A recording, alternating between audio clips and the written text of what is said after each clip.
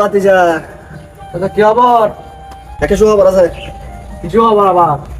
সুখবর হলে IT double করে শিখে গিয়ে কি হয় কেন করি আবার?